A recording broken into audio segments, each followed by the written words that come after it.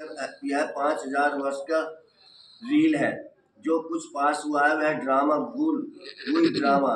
फिर आगे के लिए अपना रजिस्टर ठीक कर देना चाहिए। फिर रजिस्टर खराब नहीं होना चाहिए। बहुत बड़ी मेहनत है तब इतना मुझ पर मिलेगा। बाबा का बन गया तो फिर बाबा वर्षा भी देंगे। सोतेले को थोड़ी वर्षा देंगे। मदद देना तो फर्ज है। सेंसिबल जो है वह हर बात में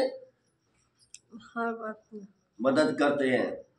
बाप देखो कितनी मदद करते हैं। हिम्मत मर्दा मदद दे खुदा। माया पर जीत पाने में भी ताकत चाहिए। एक रूहानी बाप को याद करना है और संग तोड़ एक संग जोड़ना है। बाबा है ज्ञान का सागर। वह कहते हैं मैं इनमें प्रवेश करता हूँ, बोलता हूँ और तो कोई ऐसे कह न सके कि मैं बाप टीचर गुरु हूँ। ब्रह्मा विष्णु शंकर को रचने वाला है। इन बातों को अभी तुम बच्चे ही समझ सकते हो। अच्छा, मीठे मीठे सीखने बच्चों प्रति माता पिता बाप दादा का याद प्यार और गुड मॉर्निंग। रूहानी बाप की रूहानी बच्चों को नमस्ते। हम रूहानी बच्चों की रूहानी माता पिता बाप दादा को याद प्यार गुड मॉर्निंग और नमस्ते नमस्ते नमस्ते। शुक्रिया बाबा। धारणा के लिए मुख्य सार पहली पॉइंट है पुरानी कीचड़ पट्टी में ममता नहीं रखना है। बाप के डायरेक्शन पर चलकर अपना ममता मिटाना है। ट्रस्टी बनकर रहना है। पुरानी कीचड़ पट्टी में ममता नहीं रखना है। बाप के डायरेक्शन पर चलकर अपना ममता मिटाना है। ट्रस्टी बनकर रहना है। दूसरी पॉइंट है इस अंतिम जन्म में भगवान को अपना वारिस बनाकर उन पर बलि चढ़ना है। तब 21 जन्मों का राज्य भाग्य मिलेगा। बाप को याद कर सर्विस करनी है। नशे में रहना है। रजिस्टर कभी खराब ना हो यह ध्यान देना है। इस अंतिम जन्म में भगवान को अपना वारिस बनाकर उन पर कुर्बान जाना है, बलि चढ़ना है। तब 21 जन्मों का राज्य भाग्य मिलेगा। बाप को याद कर सर्विस करनी है। नशे में रहना है। रजिस्टर कभी खराब न हो। क्या करना भी रजिस्टर खराब ना हो तो क्या करना पड़ेगा? चेक करना पड़ेगा रोज। ध्यान देना पड़ेगा। हाँ ध्यान देना पड़ेगा। ध्यान देना है ना। वरदान दिया बाबा ने आज। हेलो वरदान दिया बाबा ने आज। हाँ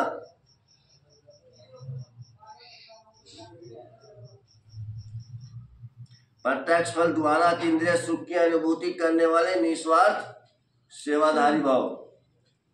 प्रत्यक्ष फल द्वारा अतीन्द्रिय सुख की अनुभूति करने वाले निस्वार्थ सेवाधारी भाव। सत्यु में संगम के कर्म का फल मिलेगा। लेकिन यहाँ बाप का बनने से प्रत्यक्ष फल वर्षे के रूप में मिलता है। सेवा की और सेवा करने के साथ साथ खुशी मिली। जो याद में रहकर निस्वार्थ भाव से सेवा करते हैं उन्हें सेवा का प्रत्यक्ष फल अवश्य मिलता है। प्रत्यक्ष फल ही क्या है? खुशी। प्रत्यक्ष फल क्या है? प्रत्यक्ष फल तो खुशी है। अतीन्द्रिय सुख है। प्रत्यक्ष फल क्या है? प्रत्यक्ष फल तो अभी जो प्रत्यक्ष फल क्या है? अभी जो मिल रहा है वो प्रत्यक्ष फल ही तो है। तुरंत बाबा क्या क्या है प्रत्यक्ष फल? अर्थात संतुष्टता, ताजा फल। प्रत्यक्ष फल ही ताजा फल है जो एवर हेल्दी बना देता है। योग युक्त यथार्थ सेवा का फल है खुशी, अतीन्द्रिय सुख और डबल लाइफ की अनुभूति। स्लोगन है विशेष आत्मा वह है जो अपनी चलन द्वारा रूहानी रॉयल्टी की झलक और फलक का अनुभव कराए। विशेष आत्मा वह है जो अपनी रॉयल्टी से चलक, अपने रॉयल्टी से चलन द्वारा रूहानी रॉयल्टी की झलक और फलक का अनुभव कराए। झलक माना चेहरा, फलक माना खुशी, फलक माना आसमान। झलक माना चेहरा नहीं, चेहरे पे तो चमक आ रही है। बात है चेहरे से पता चल झलक का। तो फलक माने खुशी। फलक माने कर्म होगा। फलक और झलक। फलक माने कर्म होगा क्योंकि चेहरे से दिखाई दे रहा और कर्म से भी दिखाई देना चाहिए। फलक माने आसमान भी तो है। तो आसमान में थोड़ी जाओगे जाके देख के और कोई आसमान है। मतलब कर्म ऐसे करो जो आसमान में पहुंचो। हाँ आसमान जैसे कर्म करो, ऊंचे कर्म करो तो फलक और झलक। ओम शांति। शांति। गीत मुझे गीत कौन सा बजा है? आज बाबा के साकार महावाक्य थे, मीठे बच्चे तुम्हारे यह रिकॉर्ड संजीवनी बूटियां इन्हें बजाने से मुरझाई निकल जाएगी। प्रसन्नता अवस्था बिगड़ने का कारण क्या है? किस युक्ति से अवस्था बहुत अच्छी रह सकती है? उत्तर, ज्ञान की डांस नहीं करते, झगमुई झगमुई में अपना समय गंवा देते हैं, इसलिए अवस्था बिगड़ जाती है। दूसरों को दुख देते हैं तो भी उसका असर अवस्था पर आता है। अवस्था अच्छी तब रहेगी जब मीठा होकर चलेंगे, याद पर पूरा टेंशन होगा। क्या हो गया माता जी? कहाँ रही? रात को सोने के पहले कम से कम आधा घंटा याद में बैठो, फिर सवेरे उठकर याद करो तो अवस्था अच्छी रहेगी। गीत कौन सा था?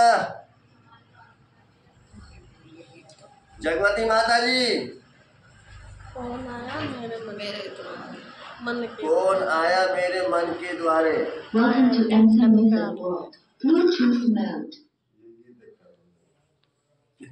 सुनेंगे आज भी।